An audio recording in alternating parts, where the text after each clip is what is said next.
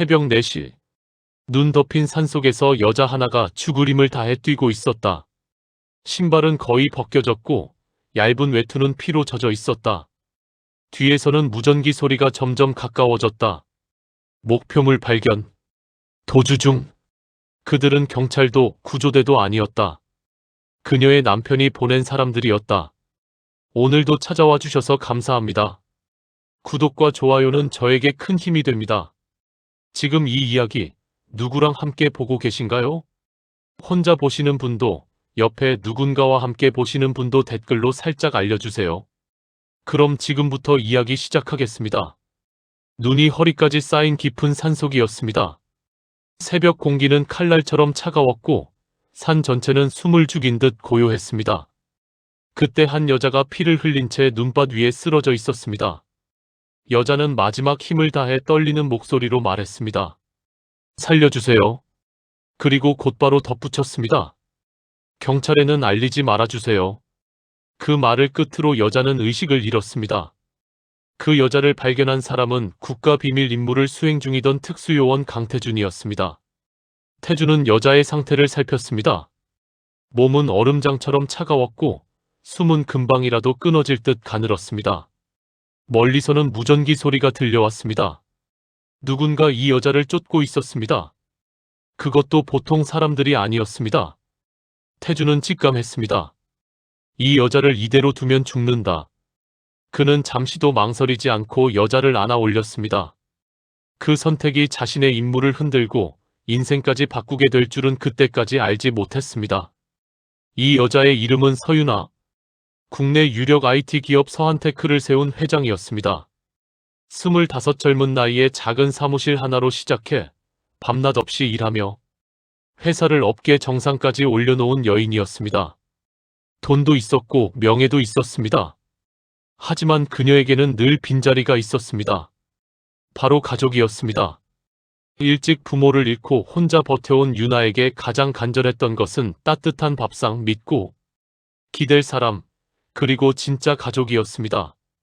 그래서 이민호라는 남자가 다정하게 다가왔을 때 유나는 그 손을 놓지 못했습니다. 민호는 한결같이 부드러웠고 시댁 식구들도 처음에는 유나를 살갑게 맞아주었습니다. 유나는 마침내 자신에게도 가족이 생겼다고 믿었습니다. 그렇게 15년을 살았습니다. 하지만 세상에는 오래 함께 살았다고 해서 진심인 사람이 있고 평생을 곁에 두어도 끝내 속을 알 수 없는 사람이 있습니다. 서한테크 창립 20주년 기념 만찬이 열리던 날, 유나는 많은 사람들 앞에서 감사 인사를 전했습니다.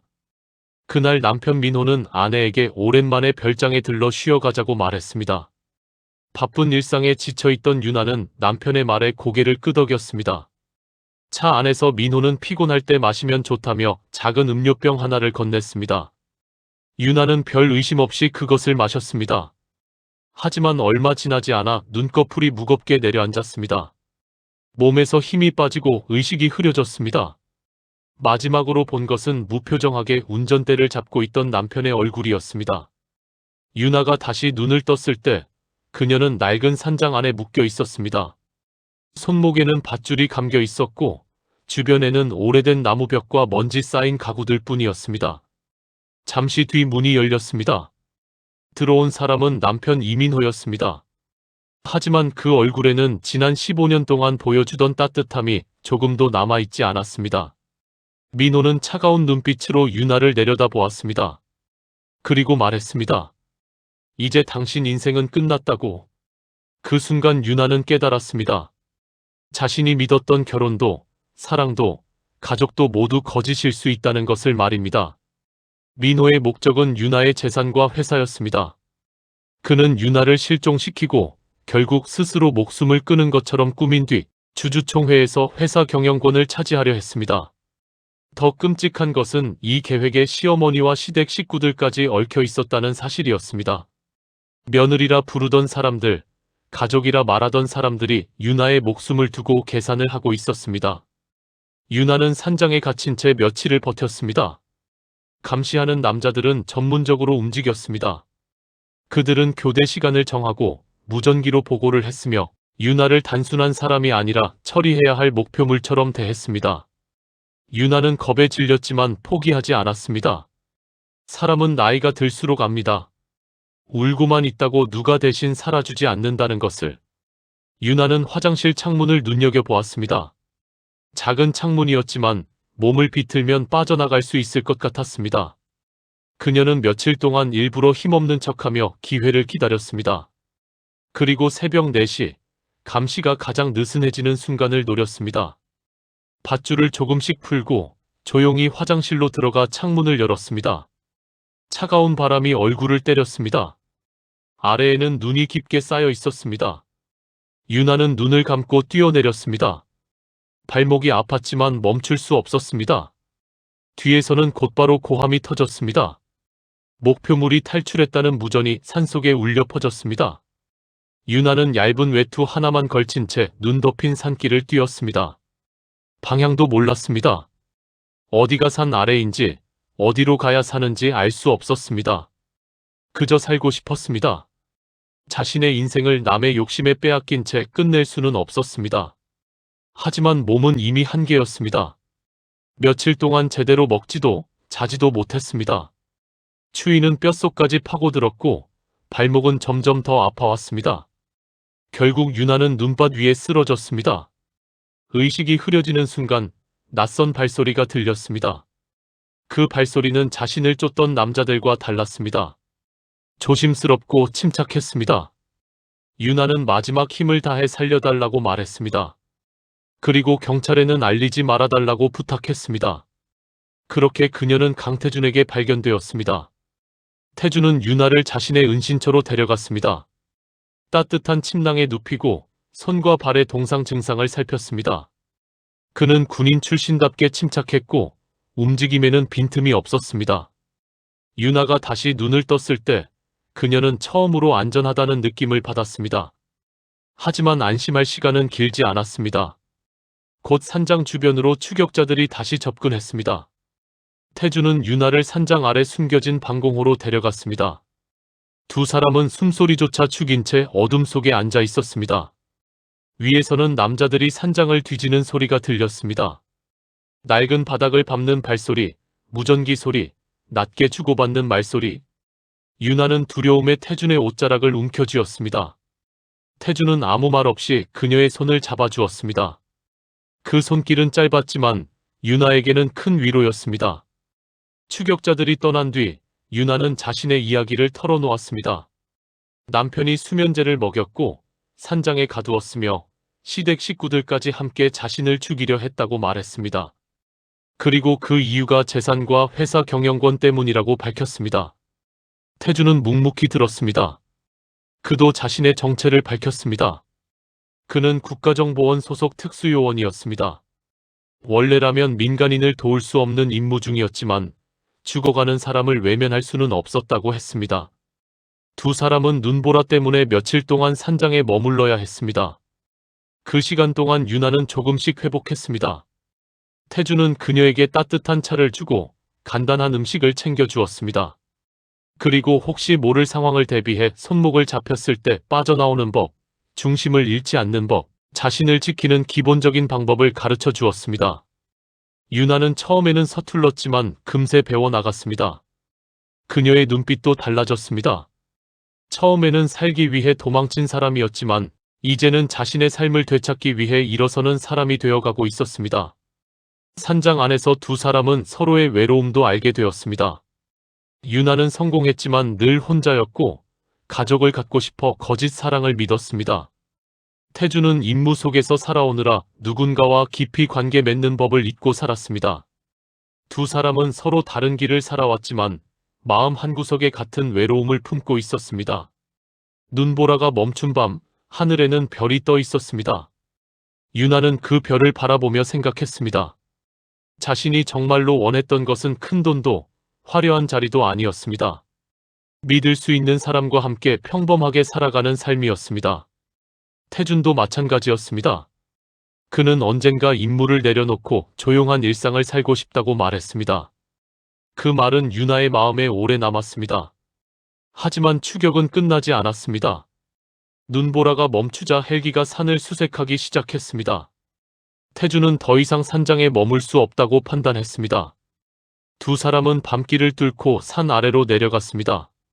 헬기의 서치라이트가 눈 덮인 산을 훑었고 무전기 소리가 멀리서 들려왔습니다. 태주는 길을 알고 있었고 유나는 이를 악물고 그의 뒤를 따랐습니다.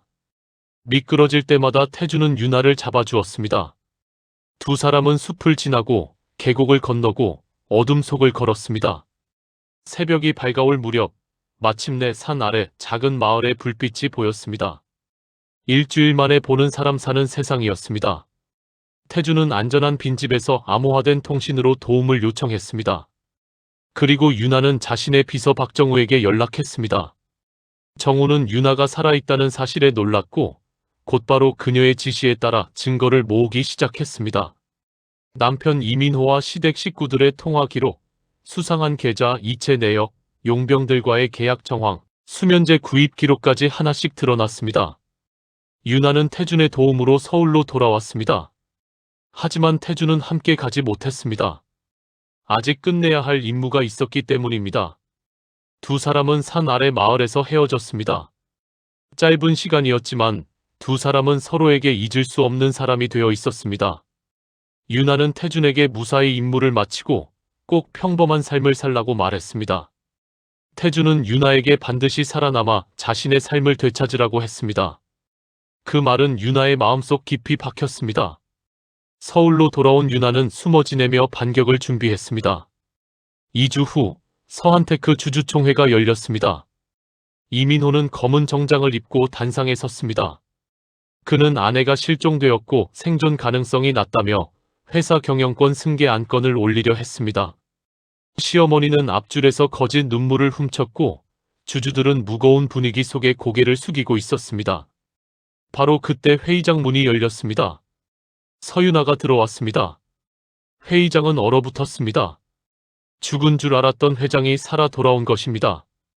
이민호의 얼굴은 새하얗게 질렸고 시어머니는 자리에서 벌떡 일어났습니다. 유나는 흔들림 없이 단상으로 걸어갔습니다. 그녀는 자신이 산장에서 들었던 말, 당했던 일, 그리고 이들이 꾸민 계획을 모두 밝혔습니다. 박정우가 준비한 자료가 대형 화면에 올라왔습니다. 수면제 구입 기록, 용병 계약서, 계좌 이체 내역, 그리고 결정적인 통화 녹음까지 공개되었습니다. 그 녹음 속에는 유나를 자살로 위장하면 된다는 잔인한 말이 담겨 있었습니다. 회의장은 충격에 빠졌습니다. 잠시 뒤 경찰이 들어왔습니다. 이민호와 그의 가족들은 살인 미수와 납치 감금 혐의로 체포되었습니다. 시어머니는 끝까지 억울한 척했지만 유나는 더 이상 흔들리지 않았습니다. 오랜 세월 가족이라 믿었던 사람들은 사실 처음부터 그녀를 이용했을 뿐이었습니다. 유나는 주주들 앞에서 말했습니다. 진실을 밝혀야 했고 이제 제자리로 돌아가겠다고. 그날 서윤아 회장의 복귀 안건은 만장일치로 통과되었습니다. 유나는 회사도 이름도 인생도 되찾았습니다. 하지만 모든 것이 끝난 뒤에도 마음 한쪽은 이상하게 허전했습니다. 이혼 절차도 마무리되었고 재판도 순조롭게 진행되었습니다. 회사는 다시 안정을 찾았고 사람들은 유나가 강한 사람이라고 말했습니다. 하지만 밤이 되면 그녀는 산장에서 보았던 별을 떠올렸습니다.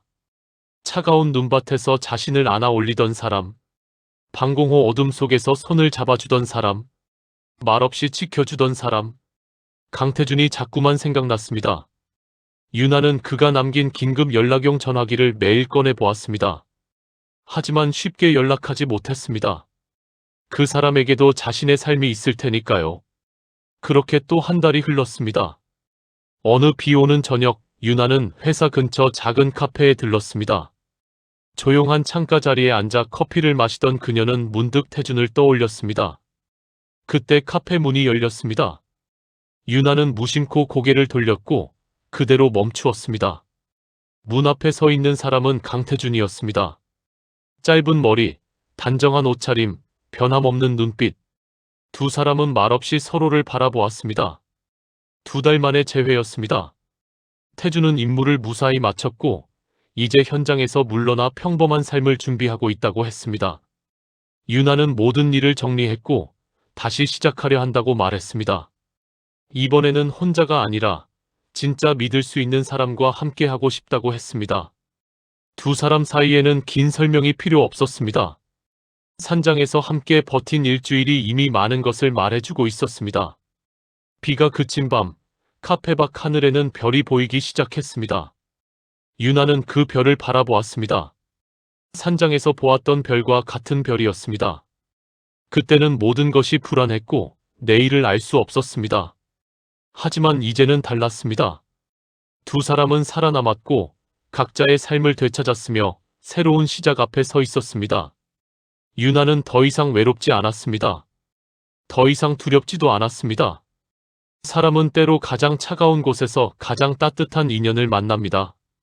그리고 인생의 끝이라고 생각했던 순간이 알고 보면 새로운 시작일 때도 있습니다. 서유나는 모든 것을 잃을 뻔한 깊은 산속에서 진짜 믿음을 만났습니다. 그리고 마침내 깨달았습니다. 돈보다 중요한 것은 사람이고 겉으로 보이는 가족보다 중요한 것은 진심이며 인생은 언제든 다시 시작할 수 있다는 것을. 별빛 아래에서 유나는 조용히 미소 지었습니다. 이제 그녀의 삶은 혼자가 아니었습니다. 진짜 사랑, 진짜 믿음, 그리고 진짜 시작은 바로 지금부터였습니다.